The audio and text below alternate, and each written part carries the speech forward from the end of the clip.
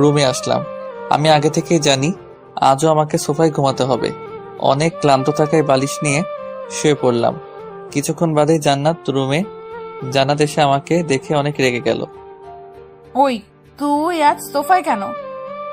আমার কাছে দাঁড়িয়ে আমার দিকে তাকিয়ে বলল, বারে তুমি তো বললে সবসময় সোফায় ঘুমাতে হবে, তাই ঘুম পাচ্ছে বলেই তো চলে আসছি।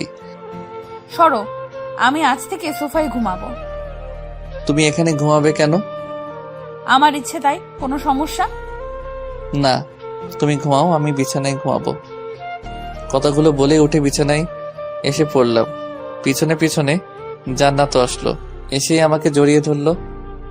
আমার সাথে কি তোমার রাগ? হঠাৎ জান্নাতের মুখে এই কথা শুনে পিছনে ঘুরে তাকালাম। জান্নাতের মুখে কেমন অভিমানী বুঝতে পারলাম। জান্নাতের দিকে তাকিয়ে মাথার চুলগুলো দিয়ে একপাশে আড়াল হয়ে আছে, হাত দিয়ে চুলগুলো সরিয়ে দিলাম। সোডিয়ামের আলোতে অনেক সুন্দর লাগছে, যেন কোনো অপসরই দাঁড়িয়ে আছে। কেন রাগ করবো কেন তোমার সাথে? না, আমার অতীত। এইটুকু বলার সাথে সাথেই মুখে হাত দিয়ে থামিয়ে দিলাম। তোমার অতীত তো অতীত, আমি আর কখনো শুনতে চাই না। তোমার অতীত নিয়ে তো আর বাঁচবো না আমি। তোমার বর্তমান হয়ে আছে আর ভবিষ্যতেও সবসময় আঁকড়ে ধরে থাকতে চাই। তোমার শাসন সারাটে জীবন এমনভাবে পেতে চাই।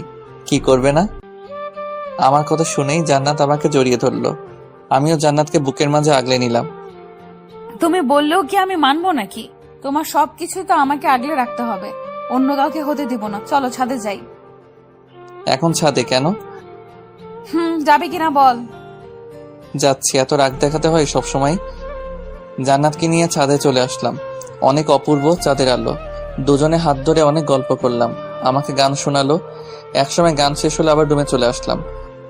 আমাকে এমন ভাবে আগলে রাখবে তো সব সময়? জান্নাত আমার বুকে মাথা রেখে শুয়েছিল। হঠাৎ মাথা তুলে আমার চোখের দিকে তাকিয়ে বলল কথাগুলো। কখনোই হারিয়ে যেতে দিব না, চাইলেও হারাতে পারবে না। সত্যি তো? 3 সত্যি। তবে তবে কি? প্রতিদিন গান শোনাতে হবে আমাকে। আর কি? রোজ আমার বউয়ের ভালোবাসার অত্যাচার চাই, যেন শাসন করে আগলে রাখে আমাকে। সেটা দেখা যাবে, এখন ঘুমাও। আমি ও জান্নাতকে জড়িয়ে ধরে শুয়ে পড়লাম। অনেক ঘোরাঘুরি করার জন্য অনেক ক্লান্ত ছিলাম আমি। অনেক ঘুম পাগল, চোখ বুঝতেই ঘুমিয়ে পড়লাম। সকালবেলা আর কত ঘুমাবা? কয়টা বাজে সে খেয়াল আছে? কতক্ষণ ঘুমিয়েছিলাম মনে নেই। হঠাৎ জান্নাতের ডাকে ঘুম ভাঙে। ও পাশ ফিরে আবার ঘুমিয়ে যাওয়ার আগে বললাম, উফ, আরেকটু ঘুমাই। কয়টা বাজে আর? কয়টা বাজে মানে? সকাল 9টা বাজে। 5 মিনিটের মাঝে খাবার টেবিলে যেন দেখি, নয়তো কি হবে সেটা আমিও জানি না। কথাগুলো বলেই রুম থেকে বের হয়ে যায়। আমি দেরি না করে ঝটপট উঠে পড়লাম। যে রাগী মেয়ে না হয় আবার কখন কি করে বসবে ঠিক নেই।